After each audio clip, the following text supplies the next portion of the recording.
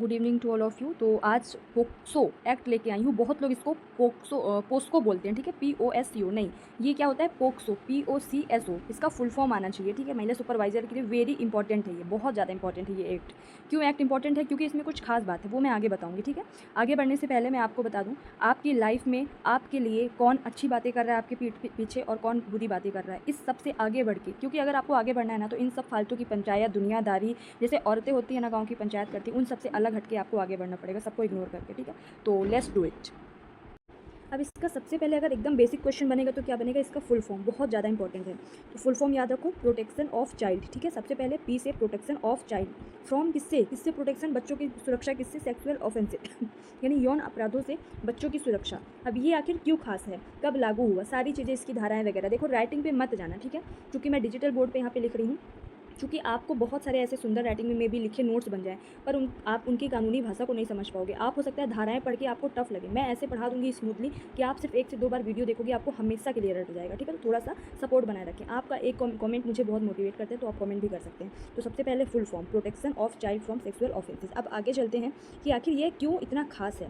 देखो, पहले जब, एक मिनट, पहले जब रेप होते थे, अभी भी जो होते हैं, उनसे IPC की धारा है एक 375, जहाँ लड़कियों के साथ कोई भी ऐसे यौनिक अपराध किए जाते हैं या रेप किए जाते हैं, उसके लिए यहाँ पे सज़ा का प्रावधान है अपराधियों के साथ। लेकिन वहाँ पे जो मेल होते हैं, जो मेल होते हैं या फिर कि बालक होते हैं, उनके साथ छोटे बालक होते हैं जो नासमझ होते हैं, उनके साथ कुछ इस तरीके की हरकतें होती हैं, तो ऐसा कोई भी सज़ा का प्रावधान नहीं किया गया था। तो इसीलिए पोक्सो एक्ट लाया गया, जहाँ पे क्या किया गया है, एक मिनट, जहाँ पे क्या किया गया है, 18 वर्ष से कम उम्र, कौन कौन बालक कहलाएगा या फिर कौन कौन चाइल्ड कहलाएगा, 18 वर्ष से कम उम्र के। इसमें सबसे इसकी खास बात यह है कि इसमें फीमेल्स भी हैं, इसमें मेल्स भी हैं और इसमें थर्ड जेंडर भी है, ठीक है, क्योंकि ये न्यूट्रल है, जेंडर न्यूट्रल है, कि इससे आपको मतलब नहीं है पोक्सो एक्ट के तहत अगर कोई थर्ड जेंडर का भी कोई पीड़ित है या पीड़िता है, ठीक है, तो उसके लिए भी वह सज़ा का प्रावधान वहाँ पर किया जाता है, ठीक है। तो फीमेल भी है इसमें, मेल भी है और थर्ड जेंडर भी। तो आपसे क्वेश्चन पूछा जा सकता है कि पोक्सो एक्ट के तहत कौन कौन सम्मिलित होता है। पहला ऑप्शन आएगा 18 वर्ष से कम उम्र की सभी लड़कियां, केवल लड़कियां, फिर दूसरा आएगा केवल लड़के, तीसरा आएगा केवल थर्ड जेंडर और चौथा आएगा केवल तीनों, उपर्युक्त तीनों, ठीक है। तो आपको याद रखना है, इस तरीके से कंसेप्ट भी पूछे जा सकते हैं, ठीक है। अब ये लागू कब हुआ, 14 नवंबर 2012 को, ठीक है। मैंने कैसे बताया है लिंक करके कि ये जो बच्चों के साथ जो ऐसे अपराध होते हैं, बहुत बड़े लेवल के अपराध होते हैं ना, मतलब जघन्य अपराध होते हैं, जो घृणित अपराध होते हैं, हेटफुल अपराध होते हैं। तो इसके लिए क्या, बहुत बड़ा अपराध, बड़ा अपराध तो मतलब 2012, बड़ा और 12, ठीक है, मैंने 12 को बड़ा से लिंक किया। तो ये कब लागू हुआ, 14 नवंबर 2012 को, ठीक है। दूसरी बात, इसमें एक संशोधन हुआ है, कब, 2019 में एक संशोधन हुआ है। वह संशोधन बहुत इंपॉर्टेंट है, कब संशोधन हुआ है, 2019 में। याद रखना है कि पोक्सो एक्ट में एक बार संशोधन हुआ है, कब हुआ है, 2019 में। उसमें सजा में संशोधन लाए गए हैं। सजा में 2 प्रकार के संशोधन है। अगर 12 वर्ष से कम उम्र के किसी चाइल्ड के साथ इस तरीके के अपराध होते हैं तो उसमें मृत्यु की सज़ा का प्रावधान है। बहुत ही अच्छा है ये संशोधन बहुत ही अच्छा है कि अगर किसी 12 वर्ष से कम उम्र के किसी चाइल्ड के साथ यौन अपराध होता है या यौन दुष्कर्म होता है, उसको मृत्यु की सज़ा, ठीक है। और अगर 12 से 18 वर्ष, ठीक है, 12 से 18 वर्ष के लिए तो पहले 10 वर्ष की सज़ा थी न्यूनतम, अभी क्या 20 वर्ष, और अधिकतम कितना हो गया, 10 से बढ़ा के 20, और अधिकतम तो उम्र कैद दिया, ठीक है। तो ये 2019 की सज़ा के 2 प्रावधान, इनको आपको हमेशा के लिए याद रखना है। इसके साथ ही हमको और क्या पढ़ना। अब ये जो पोक्सो एक्ट है ना, ये किस मंत्रालय के अंतर्गत या इसको किसने बनाया है, तो एक तो सुप्रीम कोर्ट और महिला बाल विकास मंत्रालय ने मिल के इस पोक्सो एक्ट को बनाया है। किसने, सुप्रीम कोर्ट और महिला बाल विकास मंत्रालय ने मिल के पोक्सो एक्ट को बनाया है, ठीक है। लागू कब हुआ, मैंने बता दिया 14 नवंबर 2012, ठीक है। अब इसमें संशोधन हुआ वो मैंने बता दिया। अब कुछ शब्दों को आपको समझना बहुत जरूरी है। अगर ये शब्द समझ गए आप कि इसका मतलब क्या होता है, तो आपको धाराएं रटने में बहुत आसानी हो जाएगी। लेकिन इसके पहले मैं बता दूं कि जो ये अपराध होते हैं, पहले बात तो मैंने बताया कि बहुत ही बड़ा अपराध है, बड़ा मतलब 12, तो 2012 में ये लागू हुआ। दूसरी चीज़ मैं बताना चाहूँगी कि इतने बड़े अपराध और बच्चों के साथ इस तरीके की हरकतें, मतलब बहुत ही, हम बोल सकते हैं कि घृणित अपराध है। यानी हम बोलते हैं ना, छी छी छी छी, कितना गंदा काम किया। तो छी छी से इसमें 46 धाराएं, कितनी धाराएं, 46 से 46 धाराएं हैं और 9 चैप्टर्स हैं, यानी 9 अध्याय, ठीक है। तो आपको ये याद रखना है, इसमें कितनी धाराएं हैं, 46 धाराएं हैं, एक मिनट, ठीक है, टोटल 46 धाराएं हैं और इसमें 9 चैप्टर्स हैं, ठीक है, यानी 9 अध्याय हैं। तो आपको थोड़ा सा ये याद रखना है। अब हम आगे चलते हैं। अब ये तीन जो अलग अलग शब्द यहाँ पे आपको दिख रहे हैं, लैंगिक प्रवेशन हमला, लैंगिक हमला और लैंगिक उत्पीड़न, इनका मतलब समझना बहुत ज़रूरी है, क्योंकि हर नोट्स में, हर बुक में आपको इस तरीके से लिखे मिल जाएंगे, पर जब वहाँ पे आएगा तो आप समझ नहीं पाओगे कि आखिर क्या बोल रहा है क्वेश्चन में। तो इन शब्दों के मतलब या इन जो ये लीगल वर्ड्स हैं, जो कानूनी ये शब्द हैं, कानूनी भाषा है, इनको मैं आसान भाषा में समझाने की कोशिश करूँगी। पहला है, इसी से आपको धाराएँ भी रट जाएंगी। पहला है लैंगिक प्रवेशन हमला, ठीक है। लैंगिक प्रवेशन हमला यानी कि किसी भी 18 वर्ष से कम उम्र का कोई बालक है, बालिका है, या थर्ड जेंडर है, थर्ड जेंडर का कोई बच्चा है, उसके या तो माउथ में यानी मुंह में, उसके वेजिनल पार्ट में, या तो उसके एनस या गुदा में कोई भी अलग से कोई वस्तु या फिर कोई भी ऐसा सामान या चीज़ या फिर कोई अपना बॉडी पार्ट, वो कुछ भी हो सकता है, अपने बॉडी पार्ट यानी हाथ, पेनिस, कुछ भी, उसको पेनिट्रेट करना, ठीक है। पेनिट्रेट करना यानी कि अंदर ले जाना, क्या होता है, लैंगिक प्रवेशन हमला होता है। तो इस तरीके के जितने भी अपराध, अगर किसी व्यक्ति ने किसी भी बच्चे के साथ इस तरीके का अपराध किया तो उसको क्या बोलते हैं, लैंगिक प्रवेशन हमला। दूसरा है लैंगिक हमला। लैंगिक हमले में क्या होता है, इसमें स्पर्श, लैंगिक हमला जब भी आप देखो आप तो क्या याद रखो, स्पर्श या फिर टच, ठीक है। क्या याद रखो, टच, यानी कि किसी को ज़बरदस्ती अपने बॉडी पार्ट्स को टच कराने के लिए ज़बरदस्ती किया जा रहा है, या फिर किसी के बॉडी पार्ट्स को टच किया जा रहा है ज़बरदस्ती, किसी बच्चे को, 18 वर्ष से कम उम्र के बच्चे को, इसको क्या बोलेंगे, लैंगिक हमला बोलेंगे, ठीक है। फिर लैंगिक उत्पीड़न आ जाएगा। अब लैंगिक उत्पीड़न में क्या है, इसमें स्पर्श नहीं है, याद रखना ये कंसेप्ट है, कोई भी आपको नहीं बताएगा। लैंगिक उत्पीड़न में स्पर्श नहीं है, लैंगिक हमला में स्पर्श है, टच है, कंपलसरी है। लैंगिक उत्पीड़न में स्पर्श या टच बिल्कुल भी नहीं है। लैंगिक उत्पीड़न में क्या होता है कि किसी के भी कपड़ों को उतार देना, या फिर न्यूड, मतलब न्यूड वो करना है ना, न्यूड चीज़ों को अंग प्रदर्शित करना किसी के, है ना, मतलब किसी को दिखाना ज़बरदस्ती। तो इस तरीके के हमले क्या कहलाते हैं, लैंगिक उत्पीड़न कहलाते हैं, ठीक है।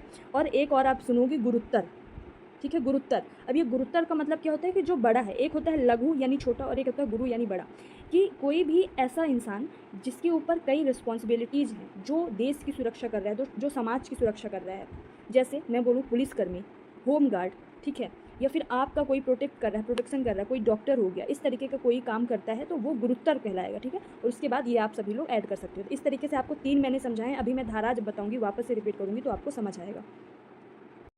अब धारा 1 में क्या है, किसी भी आप एक्ट में धारा 1 पढ़ोगे तो उसमें क्या है, पूरा नाम है, ठीक है, प्रारंभ कब हुआ और कहाँ कहाँ पे लागू हुआ या फिर विस्तार। तो धारा 1 में तो सब में सेम है। धारा 2 में क्या है, परिभाषा है, बहुत इंपॉर्टेंट है। परिभाषा किसमें है, बालक की परिभाषा धारा 2 में है। इसमें इंपॉर्टेंट ये है कि 18 वर्ष से कम उम्र के बालक, बच्चे ही कहलाएंगे, ठीक है। 18 वर्ष से अगर कोई एक दिन भी ऊपर है तो वो अपराध की श्रेणी में, पोक्सो एक्ट के अंतर्गत अपराध की श्रेणी में नहीं आएगा। तो 18 वर्ष से कम उम्र के मेल, फीमेल एवं थर्ड जेंडर, ठीक है। तो ये धारा 2 में परिभाषा दी गई है। अब आते हैं जो मेन इंपॉर्टेंट धाराएं हैं उनमें आते हैं। अब मैंने क्या बताया था आपको अभी, लैंगिक प्रवेशन हमला, ठीक है, ये 3 में है। दूसरा मैंने बताया था लैंगिक हमला, ठीक है। दूसरा क्या बताया था मैंने, लैंगिक हमला, ये 7 में है। तो आपको 3 + 7 आपको याद रखना है, 3 और 7। अब देखो, लैंगिक प्रवेशन हमला यानी कि किसी के माउथ में, किसी की वेजिना में अगर कोई फीमेल है तो, या तो किसी के एनस में अगर कोई मेल है तो, इसमें अगर किसी वस्तु का या फिर अपने कोई बॉडी पार्ट का ज़बरदस्ती कोई प्रवेशन करवा रहा है, पेनिट्रेट करवा रहा है, तो वह लैंगिक प्रवेशन हमला के अंतर्गत आएगा, इस तरीके का। और इसकी सज़ा धारा 4 में है। अब 3 से मैं हमेशा जब 3 बनाती हूँ मतलब दिल, हार्ट, जब इस तरीके की कोई घटना होगी तो बच्चे का दिल टूटेगा। बहुत ही बेकार सी हरकत है, बहुत ही घटिया सी हरकत है, ठीक है। तो धारा 3 में लैंगिक प्रवेशन हमला, मेरे साथ बोलो, धारा 3 में लैंगिक प्रवेशन हमला के बारे में बताया गया है, लैंगिक प्रवेशन अपराध के बारे में बताया गया। उसकी सज़ा है धारा 4 में। अब सज़ा 2 प्रकार के हैं। अगर 16 से 18 वर्ष का कोई बच्चा है, उसके साथ ये हरकत की जा रही है, इसके लिए सज़ा है 10 वर्ष मिनिमम उम्र कैद तक, ठीक है, लिखते जाना। 16 से 18 वर्ष तक अगर कोई है तो उसके लिए सज़ा है 10 वर्ष से उम्र कैद। और अगर 16 देखो, अगर क्या है कि 16 से 18 तक का है, ठीक है, तो उसकी उम्र सज़ा क्या है, अधिकतम उम्र कैद हो सकती है और न्यूनतम 10 वर्ष। लेकिन अगर 16 वर्ष से कम है तो अधिकतम उसको उम्र कैद तो होगी और न्यूनतम 10 वर्ष से बढ़ा के 20 वर्ष की गई है। तो ये 3 और 4 आपके निपट गए, ठीक है। धारा 3 और 4 निपट गए। धारा 3 में लैंगिक प्रवेशन हमला। अब इसी का धारा 3 का बड़ा भाई है धारा 5 में, ठीक है। 3 में जब 2 जोड़ोगे तो क्या आएगा, 5 आ जाएगा, ठीक है। तो धारा 3 के बड़े भाई हम 5 को पढ़ते हैं। इसमें क्या है, सही है, वही सेम है, लैंगिक प्रवेशन हमला ही है, लेकिन बस इसमें गुरुत्तर शब्द अलग से जुड़ जाएगा। जैसा कि मैंने बताया, गुरुत्तर मतलब पुलिसकर्मी हो गए, सुरक्षाकर्मी हो गए, RPF के जवान हो गए, मतलब जितने भी आपके सुरक्षाकर्मी हैं, पुलिसकर्मी है, डॉक्टर्स हैं, या फिर कोई सरकारी लोक सेवक है और आपका कोई प्रोटेक्ट कर रहा है आपको, जैसे कि मान लो हॉस्टल का कोई वार्डन है, उसने किसी के बच्चे के साथ गलत किया, तो इस तरीके के जितने भी लोग यही लैंगिक प्रवेशन हमला वाला अपराध करेंगे तो वो कह कहलाएगा गुरुत्तर में, यानी कि 5 नंबर पे। 3 और 5, 3 छोटा भाई और 5 बड़ा भाई, ठीक है। यहाँ पे आ जाएगा गुरुत्तर लैंगिक प्रवेशन। इसके लिए सजा का प्रावधान है 5 में 1 जोड़ो तो 6 में, मतलब कि जस्ट एक बार 3 है और उसके बाद जस्ट एक बार 3 के लिए जो भी अपराध किया गया 4 में सजा, 5 में जो भी अपराध किया गया 6 में, जस्ट एक बार 6 में सजा है। तो 6 में क्या है, 20 वर्ष, 20 वर्ष की सज़ा है, कारावास और साथ में जुर्माना भी लग सकता है। इवन यहाँ पे मृत्यु का भी अगर गैंग रेप वगैरह हुआ है और बच्चे की अगर मृत्यु हो गई है तो मृत्यु का भी सज़ा का प्रावधान है। अब धारा 7 में आते हैं, हमने क्या बोला, लैंगिक हमला। लैंगिक हमला जब आए तो याद रखना स्पर्श यानी टच, किसी पर हम हमला करेंगे तो बिना टच के नहीं कर सकते। यहाँ पे क्या गया, साथ को मैंने क्या बोला है, साथ यानी कि साथ रहो, साथ, ये सेवन को हम साथ बोलते हैं ना हिंदी में, तो साथ मतलब साथ यानी कि किसी को हम अपने साथ रखना चाह रहे हैं, अपने आप को टच करवाना चाह रहे हैं या फिर उसके बॉडी पार्ट्स को टच करना चाह रहे हैं। जब इस तरीके के स्पर्शी लैंगिक अपराध किए जाते हैं इसको बोलते हैं लैंगिक हमला, याद रखना, यानी कि टच किया जा रहा है या करवाया जा रहा है। इसमें सज़ा 8 में है, सज़े का क्या प्रावधान है, 3 से 5 वर्ष, ठीक है। अब इसी का बड़ा भाई है 7, जैसे 3 का बड़ा भाई 5 में हमने पढ़ा गुरुत्तर लैंगिक प्रवेशन, इसी तरीके से 7 का बड़ा भाई 9 में हम पढ़ेंगे गुरुत्वर लैंगिक हमला, यानी कि कोई सुरक्षाकर्मी इस तरीके के लैंगिक हमले करते हैं, कोई अपना बॉडी पार्ट टच करवा रहा है या टच करना चाह रहा है किसी बच्चे का, ठीक है, तो वो हो जाएगा गुरुत्वर लैंगिक हमला। यानी 9 में हमने 9 भी कर लिया और 9 के बाद 10 में सज़ा का प्रावधान है। यहाँ पे 3 से 5 था तो 9 बड़ा भाई है, तो है ना, तो 9 में क्या है, 10 में क्या है, सज़ा का प्रावधान है 5 से 7 वर्ष, ठीक है। एक बार मैं फिर से रिपीट कर दूंगी लास्ट में।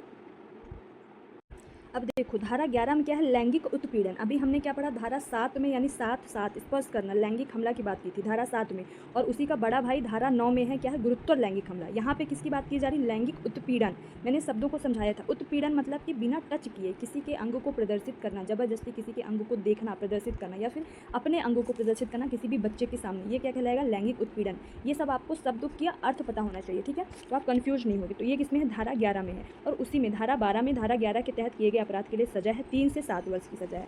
अब धारा 13 मोस्ट इंपॉर्टेंट है, टिक कर लो, धारा 13 बहुत इंपॉर्टेंट है क्योंकि पोर्नोग्राफी इस टाइम पे बहुत ज़्यादा मतलब एक साइबर क्राइम के रूप में उभरा हुआ है। तो धारा 13, अब 13 को 13 को हम किससे लिंक करेंगे, 13, यानी कि मैंने कैसे लिंक करके मैं बता रही हूँ आपको कि कोई भी बड़ा कोई बुजुर्ग इंसान है या फिर कोई भी ऐसा व्यक्ति है जिसने बच्चे को बोला कि जाके मेरे लिए 2 सिगरेट लेके आओ या फिर कुछ भी ऐसा मेरे लिए खाने पीने को लेके आओ, बच्चे ने मना किया, तो वो क्या बोलेगा, रुक जा, 13 में अश्लील वीडियो बनाता हूँ, रुक जा, मैं तेरी में पोर्नोग्राफी बनाता हूँ, ठीक है, 13 है ना, 13 में ऐसा करते हैं, ये मैं 13 में अभी मैं बताता हूँ ना, ऐसे करके बोलते हैं लोग। तो 13 से याद रखना पोर्नोग्राफी, किसी के न्यूड फोटोज़ बनाना बिना उसके अनुमति के, क्योंकि अनुमति दे ही नहीं सकते, 18 वर्ष से कम उम्र के बच्चे इस तरीके के किसी भी सेक्सुअल चीज़ों के लिए सहमति नहीं दे सकते, ठीक है। तो पोर्नोग्राफी बनाना, उसकी अश्लील साहित्य बनाना, उसकी अश्लील वीडियोज़ बनाना, तो किसके धारा के तहत आएगा, किस धारा के तहत, धारा 13 के तहत। और 14 में, धारा 14 में 5 से 7 वर्ष का सजा होता है, ठीक है। तो 11, 12, 13 और 14 पढ़ लिया। अब हम आगे चलते हैं। धारा 15 में क्या है, दुष्प्रेरण। धारा 13 में हमने क्या पढ़ा कि किसी की अश्लील वीडियो बनाना, ऐसा करके, मतलब जो भी जैसे भी करके। लेकिन उसी में धारा 15 में क्या है कि किसी को लालच देना, किसी बच्चे को लालच देना कि मैं तुमको 200 रुपये दूंगा, तुम अपनी वीडियो बनवा लो, मतलब कुछ ऐसा लालच देना, लालच दे के उनकी वीडियोज़ बनाना, उनके फ़ोटोज़, अश्लील फ़ोटोज़ लेना, क्या हो किस अंतर्गत आएगा, धारा 15 के अंतर्गत आएगा। और धारा 16 में क्या है, सज़ा है, ठीक है, धारा 16 में सज़ा है, ठीक है। फिर हम आगे चलते हैं। अब सभी धाराएं पढ़ना इंपॉर्टेंट नहीं है, जो बहुत ही ज़्यादा इंपॉर्टेंट है वो मैं बताती जा रही हूँ आपको, और इवन मैं रटवाने की कोशिश करवा रही हूँ, ठीक है। अब 21 में क्या है कि आम व्यक्ति, अगर आम व्यक्ति के साथ यह हुआ है, किसी के साथ हुआ है, और वह अपराध, या फिर कोई भी आम व्यक्ति है जो इस अपराध के बारे में जान रहा है कि कहीं आसपास ये चीज़ें हुई हैं, लेकिन वह रिपोर्ट नहीं कर रहा है, वह बता नहीं रहा है, वह जाके रिपोर्ट नहीं लिखवा रहा है, तो उसको भी 6 माह की सज़ा तथा जुर्माना का प्रावधान है। किसके तहत, धारा 21 के तहत, ठीक है, धारा 21 के तहत, ठीक है। आम व्यक्ति को 6 महीने की सज़ा का प्रावधान किया गया है। अब धारा 22 में झूठे साक्ष्य बनाना, 22 यानी कि बाई, मेड जो आती है ना खाना वाना बनाने या फिर जो भी घर का काम करने, उनका काम क्या है, चुगली करना। जैसे घर की औरतें होती हैं, इसकी बुराई करो, उसकी बुराई करो, बिना जाने समझे, पूरी सच्चाई जाने, बस लोगों के बारे में बोलना है, ठीक है। तो ऐसे लोग क्या होते हैं, चुगलखोर होते हैं। तो जो बाई होती हैं घर की, मोस्टली ऐसा होता है, सबके बारे में नहीं, मैं बहुत रिस्पेक्ट करती हूँ बाई लोगों की, क्योंकि बहुत वो घर का काम करके बहुत हेल्प करती हैं, लेकिन मैं बोल रही हूँ कि एक लिंक करने के लिए मैं सिर्फ बता रही हूँ, ठीक है। तो बाई लोग जो चुगली करती हैं ना, 22 से 22, तो यहाँ पे धारा 22 में क्या है, 22 को आप किससे लिंक करो, 22 से। तो धारा 22 में क्या है, झूठे साक्ष्य बनाना। अगर कोई झूठे साक्ष्य बना रहा है, किसी को फंसाने की कोशिश कर रहा है, किसी ने ऐसे अपराध नहीं किया लेकिन झूठे साक्ष्य बना के उसको अपराधी बनाने की कोशिश किया जा रहा है, और ये अगर प्रूफ हो गया कि सिर्फ झूठे साक्ष्य बना के अपराधी को, मतलब उस व्यक्ति को फंसाया जा रहा है, तो उसके लिए भी सजा का प्रावधान है धारा 22 में।